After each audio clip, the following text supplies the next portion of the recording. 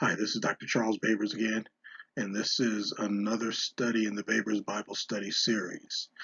This study is called Cheaper by the Dozen, Jacob's Sons, and is taken from the last part of Genesis 29 through Genesis 31. This lesson is called Cheaper by the Dozen because it covers that time, the 14 or 15 years after Jacob had married his first two wives until the time when he left Laban's house and headed back to Canaan to his father Isaac's house. And during those 14 or 15 years, his two wives, plus their two handmaids, gave birth to Jacob's 12 sons and his one daughter, who's often overlooked. And so he had a dozen sons and a daughter, and those sons would be very important because they would form the foundation of what would later become the nation called Israel. Genesis 29 and 31. And when the Lord saw that Leah was hated, he opened her womb, but Rachel was barren. Just a quick note of explanation.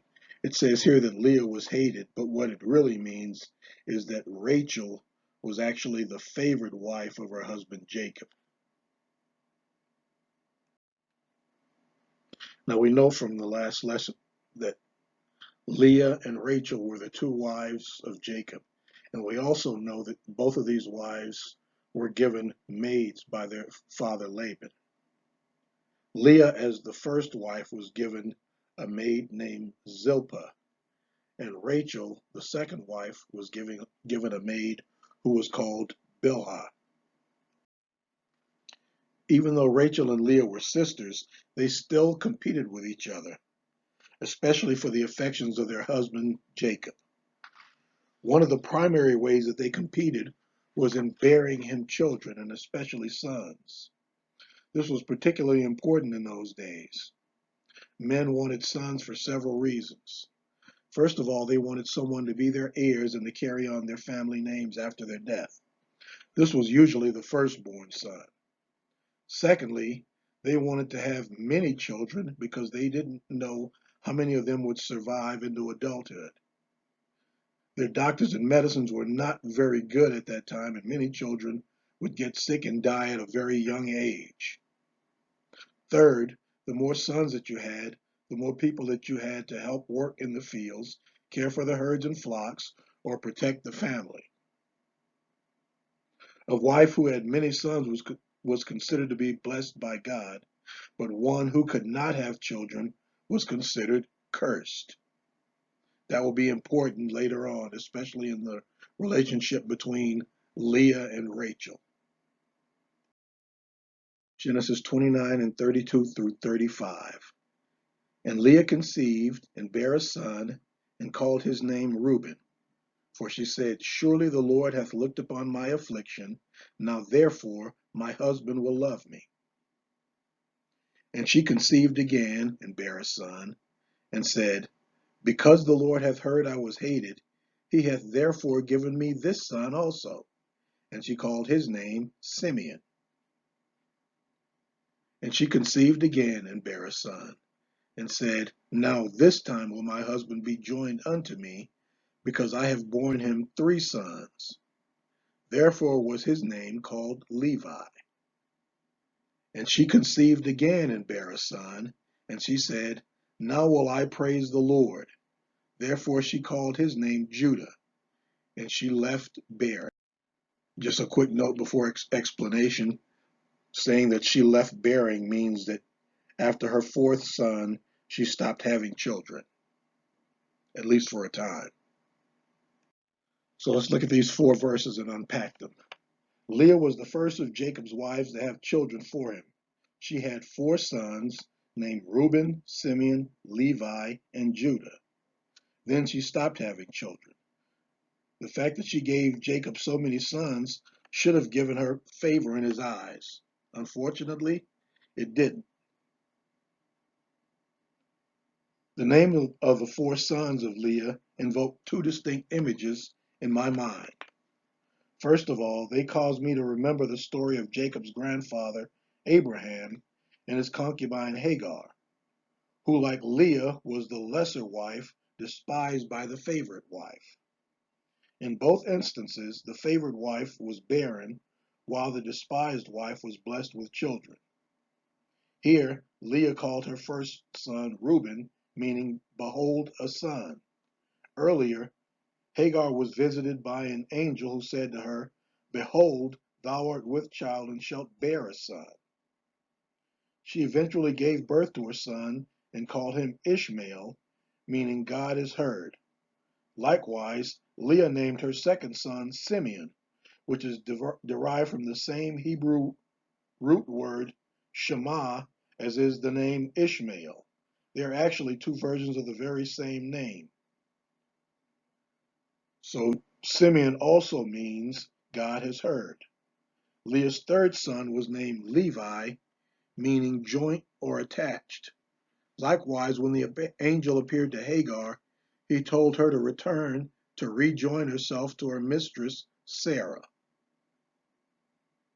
The second image in my mind is that these four names invoke images of Jesus Christ. Reuben, again, behold a son, reminds me of the prophecy of Jesus from Isaiah 9 and 6, which says, for unto us a child is born, unto us a son is given. Simeon reminds me both of Jesus' prayer when he raised Lazarus from the dead, when he said, Father, I thank you that you have heard me, John 11 and 41. It also reminds me of Simeon, the aged priest who was there when the infant Jesus was brought to the temple for the first time. Levi, meaning join or attach, reminds me of the title Emmanuel, meaning God with us or God attached to man. Finally, Judah, which means praise or the praised one, reminds me that Jesus is called the Lion of the tribe of Judah. Genesis 30 and 1 through 2. And when Rachel saw that she bare Jacob no children, Rachel envied her sister and said unto Jacob, give me children, or else I die. And Jacob's anger was kindled against Rachel, and he said, am I in God's stead, who hath withheld from thee the fruit of the womb? This can be seen as another instance of Jacob's past repeating itself. Remember that his brother Esau said something very similar before he sold Jacob his birthright. He said, I'll die if you don't give me some of your food. But Jacob's response here is quite different from that first instance. Before, he saw the situation as an opportunity to advance his own cause. He used his brother Esau's hunger as a way to purchase from him his birthright for nothing more than a simple bowl of soup. But here he became angry at his wife because he didn't see any way to benefit from the situation. Rachel was his wife, and she had no personal possessions or property to take. He even blamed God for Rachel's barrenness, saying that it was not his fault, but God's fault that she had no children. Genesis 30 and 3 through 8. And she said, behold my maid Bilhah, go in unto her, and she shall bear upon my knees, that I may also have children by her. And she gave him Bilhah her handmaid to wife, and Jacob went in unto her. And Bilhah conceived, and bare Jacob a son. And Rachel said, God hath judged me, and hath also heard my voice, and hath given me a son. Therefore called she his name Dan. And Bilhah, Rachel's maid, conceived again, and bare Jacob a second son. And Rachel said, with great wrestlings have I wrestled with my sister, and I have prevailed. And she called his name Naphtali. As we've also already said, Rachel, even though she was Jacob's favorite wife, was barren, meaning she couldn't have any children. And in that, she again shows how God's blessings and curses can be passed from generation to generation. She was barren just like her mother-in-law Rebekah had been barren when she first married Isaac. And just like Rebekah's own mother-in-law, Sarah had been barren when she first married Abraham. In each case, these women prayed to God for a son. And just like Sarah had done for Abraham, Rachel gave Jacob her maid Bilhah so that the maid could have children for her. And just as Hagar bore Ishmael for Abraham, Bilhah bore two sons for Jacob. Their names were Dan and Naphtali. Because the two maids belonged to the two wives, the children of the maids were credited to the wives as well. So when Bilhah gave Jacob two sons, Rachel got credit for both of them. Genesis 30 and 9 through 13. And when Leah saw that she had left bearing, she took Zilpah her maid and gave her to Jacob to wife. And Zilpah, Leah's maid, bare Jacob a son. And Leah said, A troop cometh. And she called his name Gad. And Zilpah, Leah's maid, bare Jacob a second son. And Leah said, Happy am I, for the daughters will call me blessed. And she called his name Asher. When Leah saw that Rachel had given Jacob two sons through her maid, she became jealous, even though she had already borne four sons herself. Since she couldn't have any more children herself, she sent her own maid, Zilpah, to Jacob. And Zilpah had two sons named Gad and Asher, which were then credited to Leah, just as Bilhah's two sons had been credited to Rachel. The names of the four sons from the two handmaids are interesting when taken together. God has judged, which is Dan, my struggles, which is Naphtali, and provided, which is Gad, a blessing, which is Asher. Perhaps this was a prophecy of Christ similar to the one given at the end of Genesis 3. We'll talk about that a little later further on in this study. Genesis 30 and 14 through 16. And Reuben went in the days of wheat harvest and found mandrakes in the field and brought them unto his mother Leah. Then Rachel said to Leah, Give me, I pray thee, of thy son's mandrakes. And she said unto her, Is it a small matter that thou hast taken away my husband? And wouldest thou take away my son's mandrakes also? And Rachel said, Therefore he shall lie with thee tonight for thy son's mandrakes.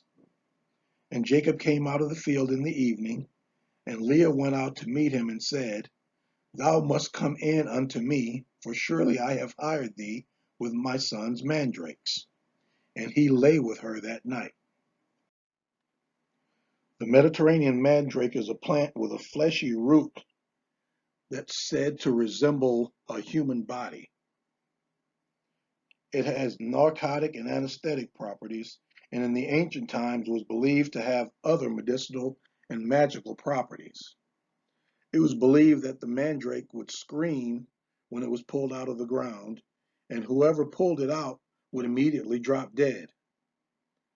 So in the Middle Ages, to get around this, people would dig around the root until it was almost out of the ground, then tie a string around it, and tie the string to a dog. The owner of the dog would then leave the area, causing the dog to follow and pull the mandrake the rest of the way out of the ground. It was believed then that the dog would drop dead, and the person could safely retrieve their mandrake. Probably one of the mandrake's most important medicinal uses was as a cure for infertility. This was why Reuben brought the mandrakes that he had found to his mother Leah. It might even be that he had intentionally gone out to find the mandrakes for his mother, because she had been barren since he had given birth to Levi years earlier. When Rachel knew that Leah had mandrakes, she went to her sister and asked for them, because in all the years that she had been married to Jacob, she had never given him any children from her own body. Rachel's request, however, angered her sister Leah. She told her sister that she had already stolen her husband's affections from her, And now she was trying to take the one thing that she did better than her sister, which was give her husband children. But Rachel made Leah an offer that she couldn't refuse. She told Leah that in exchange for the mandrakes, Jacob would be allowed to spend the night with her that night. As a note, evidently there was some kind of arrangement between the two wives and two handmaids for the privilege of spending the night with Jacob, and it must have been Rachel's night that she traded to her sister Leah for the mandrakes. For the chance to be with Jacob, Leah agreed to give up the mandrakes to Rachel. When Jacob returned from the fields that night, Leah met him and told him that he was hers for the night. She even told him that he had been, quote, hired for the price of her son's mandrakes. Jacob complied and spent the night with her.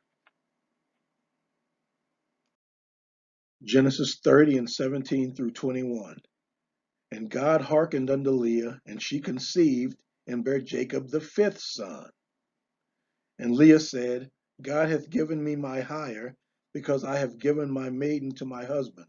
And she called his name Issachar. And Leah conceived again, and bare Jacob the sixth son. And Leah said, God hath endued me with a good dowry. Now will my husband dwell with me, because I have borne him six sons. And she called his name Zebulun. And afterwards she bare a daughter, and called her name Dinah. In a somewhat ironic turn, after Leah gave up the mandrakes to Rachel, God blessed her and opened her womb again, and she had two more sons. She named them Issachar and Zebulun. She also gave birth to a daughter and named her Dinah. Though she had acquired her sister's mandrakes, Rachel remained barren for several more years. Issachar means recompense or to make amends for previous wrongs. Leah gave him that name because she considered him to be her recompense for giving the mandrakes to her sister. Zebulun means gift. His name was a result of Leah saying that God had given her six sons as a dowry or a bridal gift to her husband. Dinah means vindicated, to be proven right or to be justified. The implication of her name is that her mother Leah felt vindicated by all the children that she had given to her husband, especially since his favorite wife had given him none. Taken together, these three names suggest making amends for previous wrongs, Issachar, and providing the gift, Zebulun, of being justified, Dinah. Genesis 30 and 22 through 34. And God remembered Rachel and hearkened to her and opened her womb. And she conceived and bare a son and said, God hath taken away my reproach. And she called his name Joseph and said, the Lord shall add to me another son. After all this time and all these years, Rachel had given Jacob no children except the two sons from her handmaid Bilhah. But after a time, God remembered Rachel and allowed her to give birth to a son, who she named Joseph. When she named him, she also said that God would give her another son, because the name Joseph means God will increase or he will add. Years later, she did in fact have another son, whose name was Benjamin, which means son of the right hand. These two sons, Joseph and Benjamin, became Jacob's favorites because they were the sons of his favorite wife, Rachel. We can see a very interesting message if we consider the names of Jacob's 12 sons and his daughter taken together.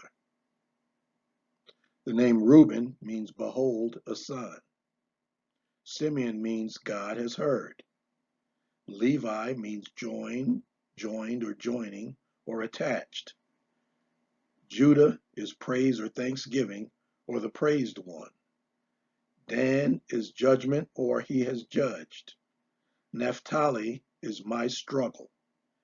Gad is fortunate, luck, provide, or provision.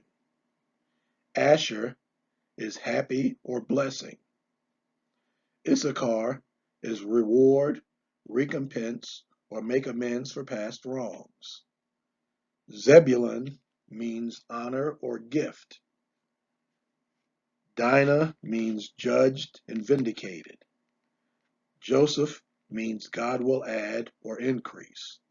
And Benjamin means son of the right hand. Combining those 13 names and their meanings, we get the following phrase: Behold the Son. God has heard us and joined or sent to us the promised one. He has judged our struggles and provided a blessing that shall make amends for past wrongs and provide the gift of vindication. God will increase the Son of his right hand, Jesus. This is the story of the Gospels hidden within the names of Jacob's 12 children in the Old Testament. Genesis 30 and 25 through 26. And it came to pass, when Rachel had borne Joseph, that Jacob said unto Laban, Send me away, that I may go unto mine own place and to my country. Give me my wives and my children, for whom I have served thee, and let me go. For thou knowest my service which I have done thee. By this time Jacob had lived in the household of his father-in-law Laban, and had served him honorably and honestly for nearly 20 years. In that time his 2 wives and 2 maids had given him 11 sons and 1 daughter, the last being Rachel's first son, Joseph. After Joseph was born, Jacob decided that it was time to leave and return home to his mother, father, and brother. He went to Laban and asked that he be given leave to depart with his wives and children and return home to Canaan. Genesis 30 and 27 through 28. And Laban said unto him, I pray thee, if I have found favor in thine eyes, tarry. For I have learned by experience that the Lord hath blessed me for thy sake. And he said, Appoint me thy wages, and I will give it. Laban didn't want Jacob to go. He knew that all the success that his household and his flocks had experienced during the preceding 20 years were due to the efforts of Jacob, and he told Jacob so. He said that he knew that God had blessed him for Jacob's sake, because God's favor was on him. To keep him from leaving, Laban asked Jacob to name whatever wage that he wanted, and it would be paid. Genesis 30 and 29 through 30. And he said unto him, Thou knowest how I served thee, and how thy cattle was with me. For it was little which thou hadst before I came, and it is now increased unto a multitude. And the Lord hath blessed thee since my coming. And now when shall I provide for mine own house also? Jacob responded to Laban and said, You know how well I've served you over the years, and you know how your flocks have prospered and increased under my care. Your flocks were small when I came, and now they're quite large. You know that God has blessed you since I came, and I've spent all these years providing for your household. But when will I be able to provide for my own house and for my own family? Genesis 30 and 31 through 33. And he said, What shall I give thee? And Jacob said, Thou shalt not give me anything. If thou wilt do this one thing for me, I will again feed and keep thy flock. I will pass through all thy flock today, removing from thence all the speckled and spotted cattle, and all the brown cattle among the sheep, and the spotted and speckled among the goats. And of such shall be my hire. So shall my righteousness answer for me in time to come. When it shall come for my hire before thy face, every one that is not speckled and spotted among the goats, and brown among the sheep, that shall be counted stolen with me. Laban again asked Jacob, What can I give you? And Jacob responded, You don't have to give me anything. You just have to do this one thing for me, and I will stay and care for your flocks. Then Jacob laid out a compensation plan for his services. Instead of being paid, He would be given all of the striped, streaked, and spotted cattle and goats, and all of the dark-colored sheep. The plain cattle and goats and the light-colored sheep would belong to Laban, and if at any time any of them were found in Jacob's possession, they would be counted as stolen property. Genesis 30 and 34 through 36. And Laban said, Behold, I would it might be according to thy word. And he removed that day the he goats that were ring-streaked and spotted, and all the she goats that were speckled and spotted, and every one that had some white in it, and all the brown among the sheep, and gave them to the hands of his sons. And he set 3 days' journey betwixt himself and Jacob fed the rest of Laban's flocks. As a shepherd in a long line of shepherds, Laban knew that stripes, spots, and streaks on cattle and goats, as well as dark wool on sheep, were what we would today call recessive traits that occur in only a small percentage of the animals. So he saw this as a deal that was in his favor. Additionally, these were all undesirable characteristics that made livestock less valuable. He would not be losing much by agreeing to Jacob's offer. He told Jacob that he would do as he had said. Then he went through his flocks and herds and removed all the striped, spotted, and streaked cattle and goats and all the dark-colored sheep. They now belonged to Jacob. He placed those animals in the care of Jacob's sons. The two groups of animals were then separated from each other by 3 days' journey, with Jacob caring for all the animals that still belonged to Laban, and Jacob's sons caring for those that belonged to their father. Genesis 30 and 37 through 39. And Jacob took him rods of green poplar and of the hazel and chestnut tree, and pilled white strakes in them, and made the white appear which was in the rods. And he set the rods which he had pilled before the flocks in the gutters and the watering troughs when the flocks came to drink, that they should conceive when they came to drink. And the flocks conceived before the rods, and brought forth cattle ring-streaked, speckled, and spotted. Laban had thought that the deal that he had made to compensate Jacob was to his advantage, but Jacob had a plan to make the deal work to his own favor. He cut branches from poplar, hazel, and chestnut trees, and then peeled the bark off the branches in strips to make the white wood underneath the green bark appear. This resulted in rods with alternating green and white stripes. He then put the striped rods in the bottom of the watering troughs where the animals came to drink. Whenever a female animal that was in heat came to drink at the troughs, they would mate while looking at the striped rods. Miraculously, the newborn animals that were conceived in front of the rods would be born with stripes, spots, and speckles or streaks, and they would become the property of Jacob. Genesis 30 and 40. And Jacob did separate the lambs, and set the faces of the flocks toward the ring-straked, and all the brown in the flock of Laban. And he put his own flocks by themselves, and put them not unto Laban's cattle.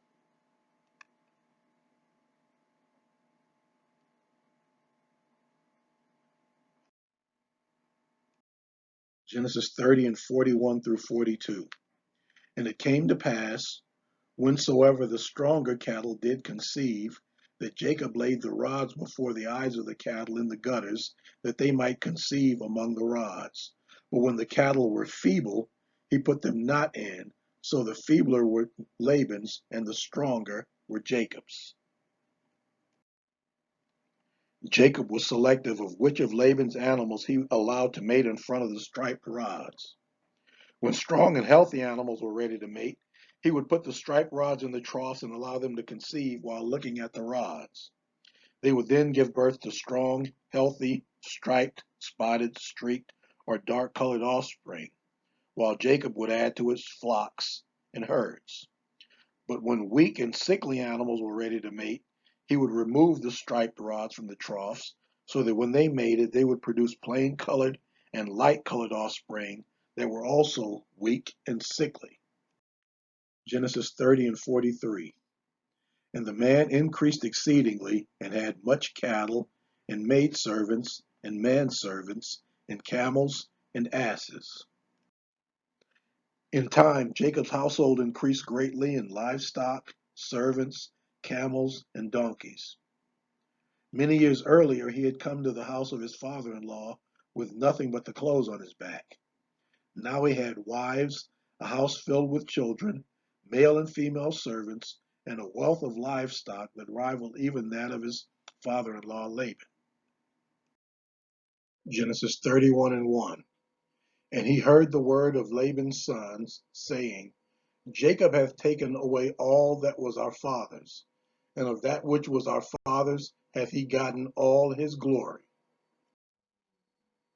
Laban's sons watched as, over time, their father Laban's flocks and herds of plain-colored and light-colored animals got smaller and smaller, while Jacob's flocks and herds of spotted, striped, streaked, speckled, and dark-colored animals grew larger and larger. They claimed that Jacob had somehow cheated and taken everything that was their father's. They accused Jacob of taking personal credit for all that Laban had accumulated and the wealth that he had amassed over many years. What the sons failed to acknowledge was that it was not their father Laban's efforts that had caused them to prosper.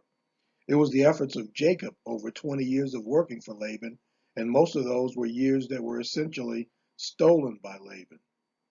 Though Jacob had originally bargained to work for 7 years in return for the hand of Rachel in marriage, after he had worked those 7 years, Laban didn't give him the bride that he had worked for, but made him work an additional 7 years. After that, he worked 7 more years. During all that time, Jacob worked diligently and faithfully, caring for Laban's flocks and herds. Any increase that Laban experienced and any prosperity that he enjoyed was directly attributable to Jacob's hard work. Genesis 31 and 2. And Jacob beheld the countenance of Laban, and behold, it was not towards him as before. During all the years that Jacob had worked to increase Laban's household, Laban had maintained a favorable attitude towards him. He treated Jacob relatively well in order to keep him happy and working. Yet once Jacob finally started to work on prospering his own household, Laban's attitude toward him changed. Jacob was able to perceive that change in attitude. He could literally see it on Laban's face. Genesis 31 and 3. And the Lord said unto Jacob, Return unto the land of thy fathers and to thy kindred, and I will be with thee.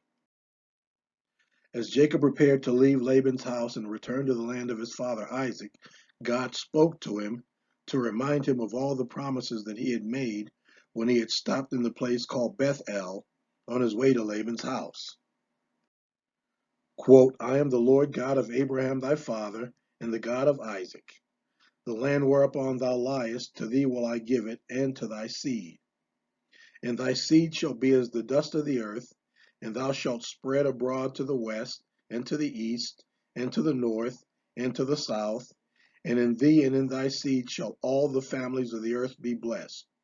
And behold, I am with thee, and will keep thee in all places whither thou goest, and will bring thee again into this land, for I will not leave thee until I have done that which I have spoken to thee of. End quote. Genesis 28:13 through 15. Genesis 31 and 4 through 9. And Jacob sent and called Rachel and Leah to the field unto his flock. And he said unto them, I see your father's countenance, that it is not towards me as before, but the God of my father has been with me. And ye know that with all my power I have served your father. And your father hath deceived me, and changed my wages 10 times. But God suffered him not to hurt me. If he said thus, the speckle shall be thy wages, then all the cattle bear speckled. And if he said thus, the ringstraked shall be thy hire, then bear all the cattle ringstraked. Thus God hath taken away the cattle of your father, and given them to me. Being reminded that God would be with him and bless him wherever he went, Jacob took his wives and his sons, and his daughter and prepared to leave. Jacob reminded his wives of how Laban had wronged him over the years. Even though Laban had asked him to name his wages, he had unilaterally changed those wages 10 different times, meaning that even though he had promised to pay him a certain amount, he never did what he had promised.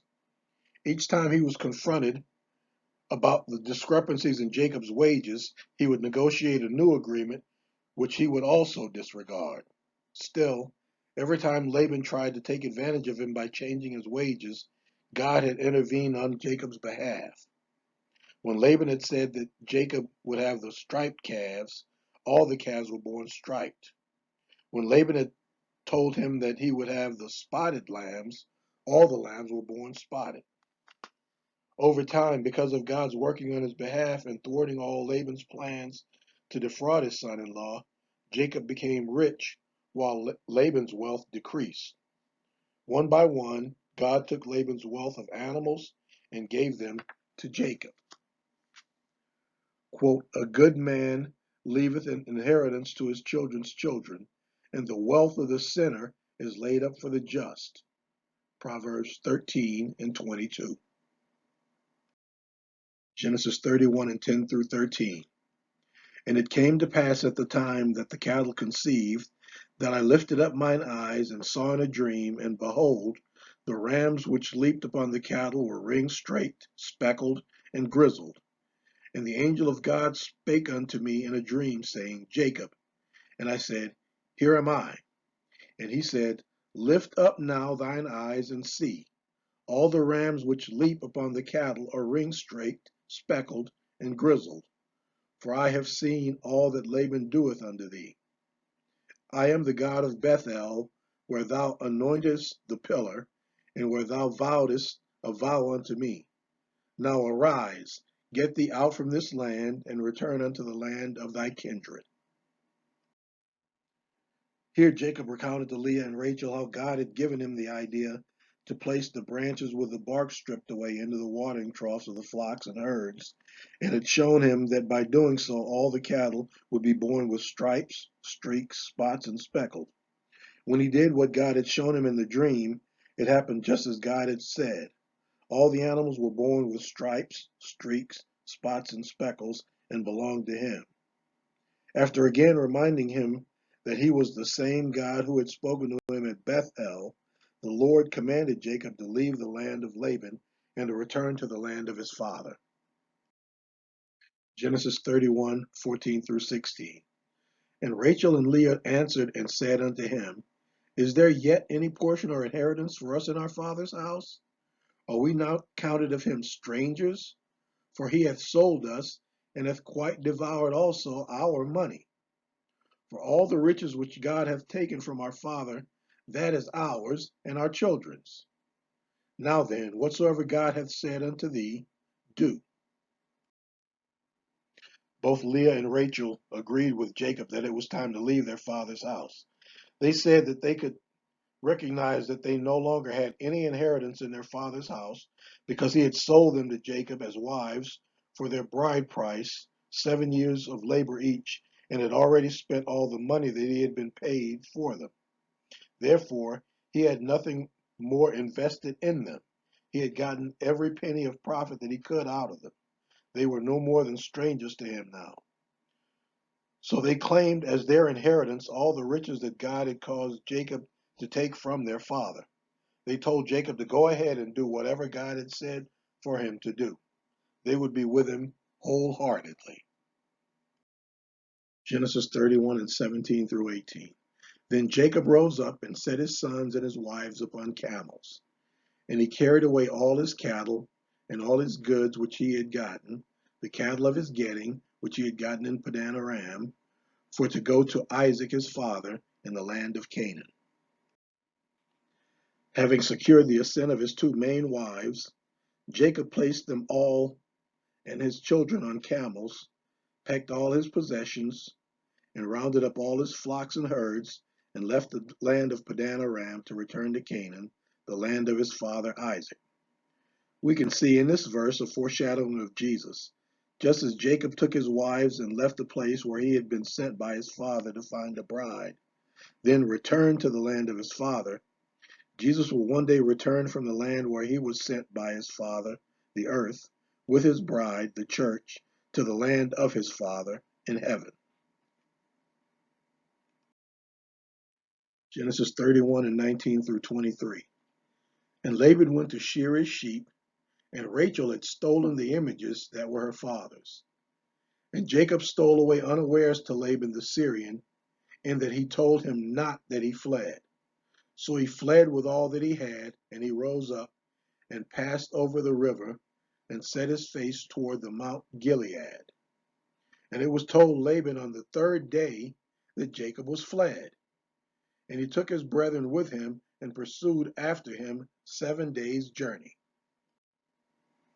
When they left, Jacob didn't tell Laban that they were going, but left in secret while Laban was out in the fields, busy shearing his sheep. Rachel took Laban's household gods and hid them among her goods. These gods likely were small stone or wooden figurines. Their small size would have made them easy to hide. It was a full 3 days before Laban found out that they had gone. He took his brothers and friends and chased after them. Even with their 3 day head start, Laban was able to catch up with them after 7 days because Jacob and his party could only travel as fast as their flocks and herds would move. Genesis 31 and 23 through 25. And they overtook him in the Mount Gilead. And God came to Laban the Syrian in a dream by night, and said unto him, Take heed that thou speak not to Jacob either good or bad. Then Laban overtook Jacob. Now Jacob had pitched his tent in the mount, and Laban with his brethren pitched in the Mount of Gilead. Jacob had pitched his tents at Mount Gilead.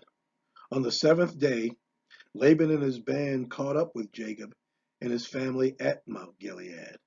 Laban and his group pitched their own tents near the mountain, and Laban prepared to go to Jacob the next day to cause him to give an account of what he had done.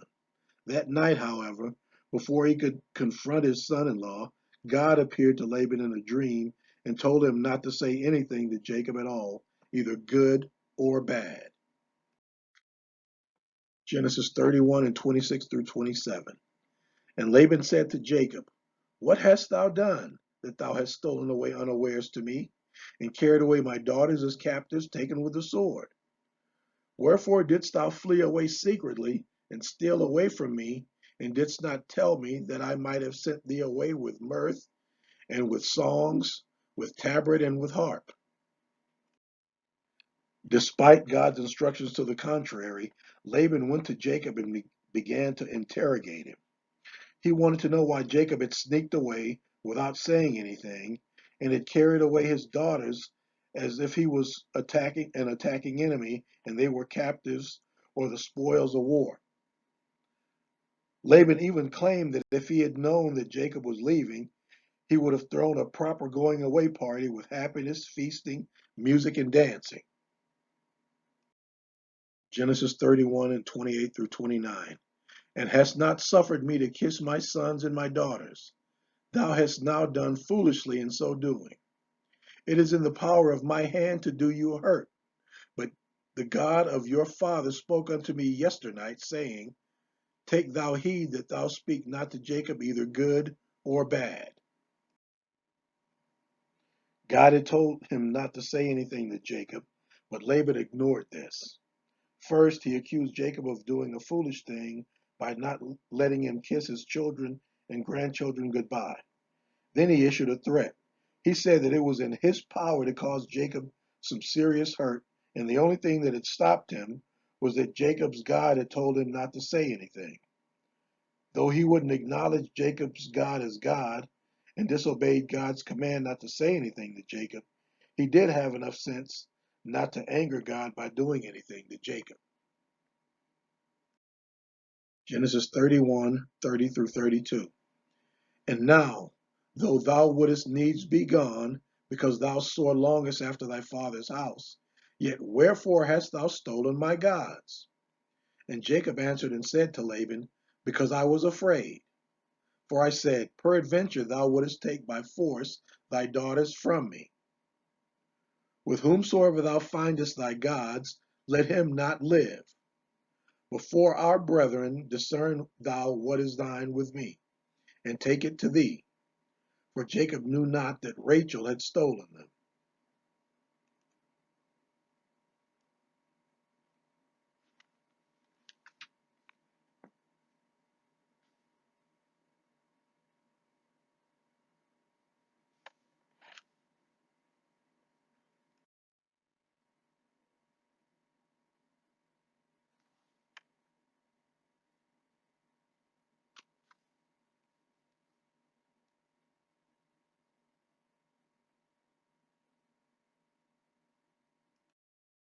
Genesis 31, 33 through 35.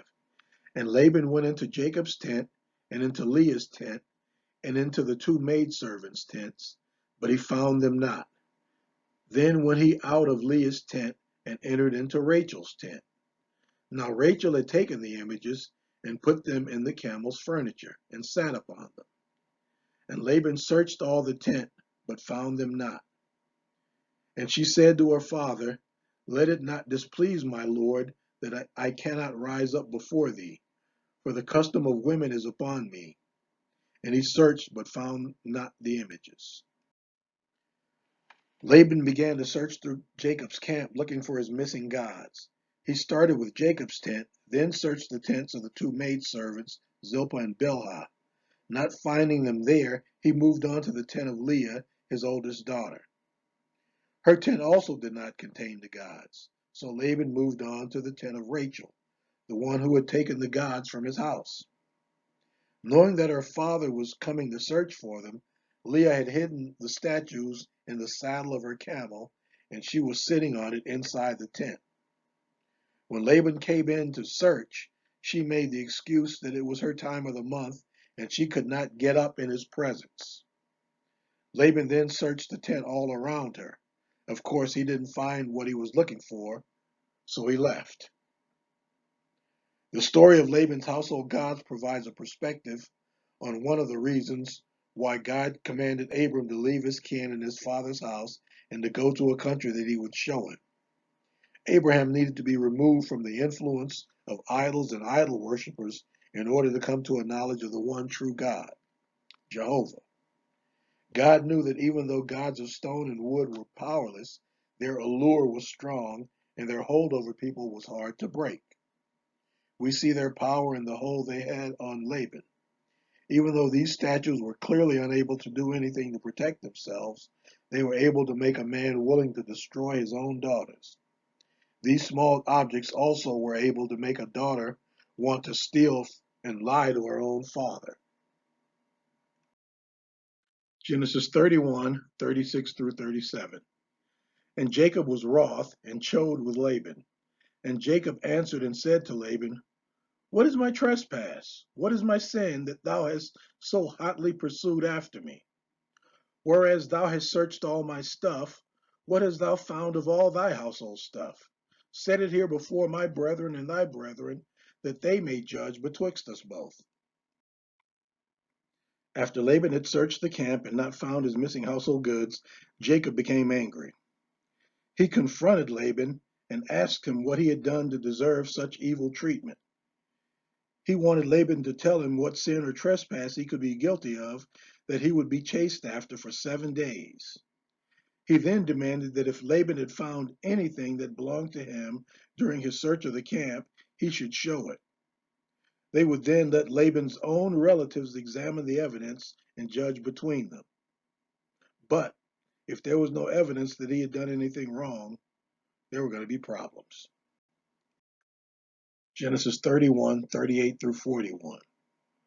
This 20 years have I been with thee. Thy ewes and thy she-goats have not cast their young, and the rams of thy flock have I not eaten. That which was torn of beasts I brought not unto thee. I bear the loss of it. Of my hand didst thou require it, whether stolen by day or stolen by night. Thus I was. In the day the drought consumed me, and the frost by night, and my sleep departed from mine eyes. Thus have I been 20 years in thy house. I served thee 14 years for thy two daughters, and 6 years for thy cattle, and thou hast changed my wages 10 times. In verses 38 through 41, Jacob recounted to Laban their very one-sided relationship of the last 20 years. In verse 38, Jacob showed that during the 20 years that he had cared for Laban's flocks, he had done everything in his power to maintain and care for Laban's animals. Because of his efforts, none of Laban's ewes or female goats miscarried during those 20 years. Not once did Jacob kill and eat one of Laban's rams. By these statements, Jacob was establishing that he was responsible for Laban's flocks and wealth increasing. In verse 39, Jacob stated that whenever one of Laban's animals was killed by a predator, he didn't bring the dead animal to him, but bore the loss himself. This suggested Jacob replaced the dead animals from his own flocks. Jacob reminded Laban that he held him personally responsible for the loss of any animal, whether it was stolen by robbers in the daylight or by thieves at night. With these statements, Jacob established that he preserved Laban's wealth and prevented any losses. In verse 40, Jacob recounted all the hardships that he had endured on Laban's behalf. He said that he endured droughts while caring for Laban's property and affairs. He mentioned how he had suffered through frosty, cold nights out in the fields, sometimes even staying up all night to make sure that Laban's flocks and herds were safe. By this, Jacob established that he put his own health and welfare at risk for Laban's sake. In verse 41, Jacob explained how he had ended up staying in Laban's household for 20 years. He spent the first 7 years serving, he thought, to receive Rachel for his wife. When he was tricked into marrying Leah instead, he spent 7 more years to finally marry Rachel. The next 7 years were spent working to earn flocks and herds of his own. By these statements, Jacob established that he had not been a burden or lived off the generosity of his father-in-law. Instead, he had been constructively employed with clear objectives for the entire 20 years that he had been in Laban's house. Genesis 31 and 42. Except the God of my father, the God of Abraham, and the fear of Isaac had been with me, surely thou hast sent me away now empty. God hath seen mine affliction and the labor of my hands, and rebuked thee yesternight. Finally, Jacob said that if God hadn't been with him to protect him while he was working for his father-in-law, and if he hadn't been afraid of offending Isaac, Laban would have sent him away with nothing to show for his 20 years of effort, not his wives or his children or any of his property. He said that God had seen all Laban had done to him and all that he had tried to cheat him out of. This was why God had rebuked Laban the night before, telling him not to say anything either good or bad. Quote, what shall we then say to these things? If God be for us, who can be against us? Romans 8 and 31. Genesis 31 and 43. And Laban answered and said unto Jacob, these daughters are my daughters, and these children are my children, and these cattle are my cattle, and all that thou seest is mine. And what can I do this day unto these my daughters, or unto their children, which they have borne? We can see Laban's thought processes in his response to Jacob's rebukes. It's clear that he did not respect Jacob's right to have anything. He saw Jacob's wives as his daughters, not as Jacob's wives. He saw Jacob's children as his children, not Jacob's. He saw Jacob's livestock as his livestock. Still, however, he realized that there was nothing that he could do to keep his daughters and children from leaving with their husband and father. Genesis 31:44. Now therefore come thou, let us make a covenant, I and thou, and let it be for a witness between me and thee. Realizing that there was nothing more that he could do to take advantage of Jacob or to keep him from leaving, Laban said to Jacob, let's make a covenant, an agreement between the two of us, that will help us to get along better going forward. Genesis 31:45 through 48. And Jacob took a stone and set it up for a pillar. And Jacob said unto his brethren, Gather stones. And they took stones and made an heap, and they did eat there upon the heap. And Laban called it Jagar Sahadutha, but Jacob called it Galeed. And Laban said, This heap is a witness between me and thee this day. Therefore was the name of it called Galeed. Jacob agreed to make a covenant with Laban. To commemorate and formalize the covenant, he took a stone and set it up as a pillar, similar to what he had done at Bethel when he had made a covenant with God. He then commanded his relatives to bring more stones and pile them up around the one that he had set up to create a stone pile like an altar. Then Jacob and Laban ate a symbolic meal on top of the pile of stones to seal their covenant. From that point forward, the pile of stones would serve as a memorial to and a reminder of the covenant that Jacob and Laban had made. Jacob called the pile Jagar Sahadutha, which means heap of witness or heap of testimony in the Arabic language, which is the language of Jesus and his disciples. Jacob called it Galeed, which means essentially the same thing as the name used by Laban, but in the Hebrew language.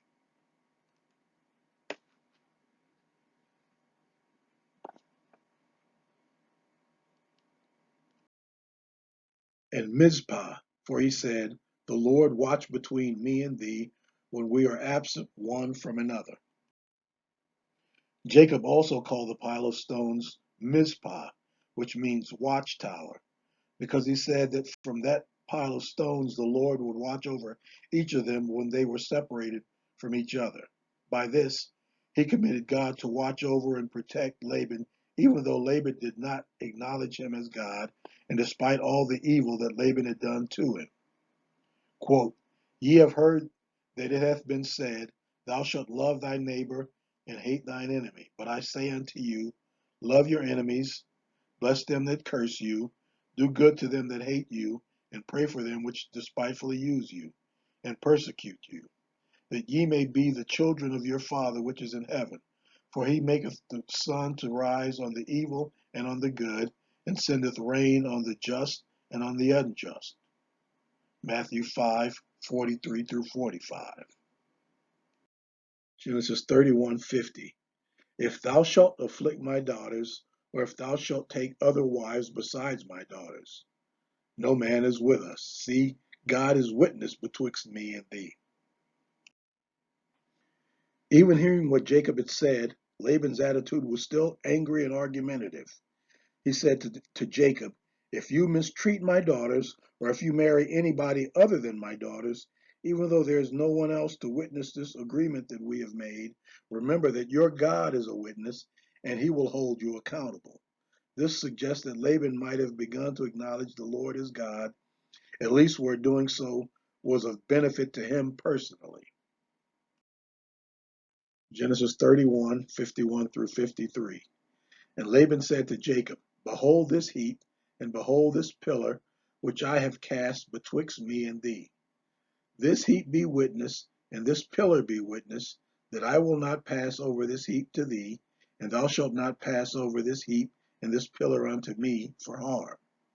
The God of Abraham and the God of Nahor, the God of their father, judge betwixt us.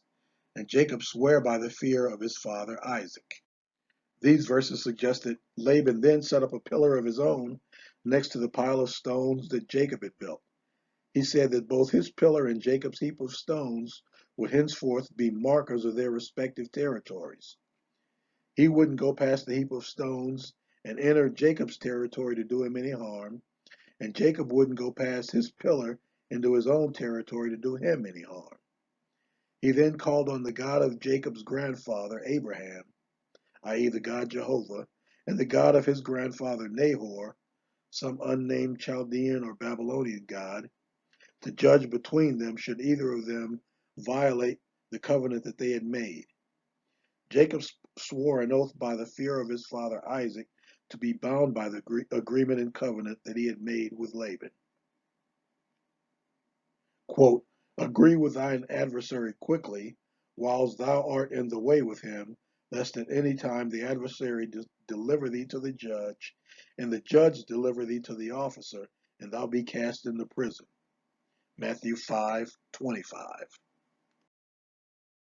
Genesis 31:54 through 55. Then Jacob offered sacrifice upon the mount, and called his brethren to eat bread. And they did eat, and tarried all night in the mount. And early in the morning Laban rose up, and kissed his sons and his daughters, and blessed them. And Laban departed, and returned unto his place.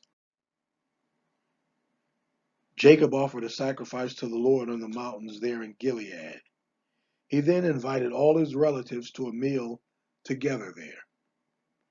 He stayed there in the camp overnight, and the next morning Laban got up and made ready to return home. Before he left, he kissed his daughters and his grandchildren goodbye, and he blessed them all. Then he and the men that he had brought with him turned back and returned home to Padan Aram.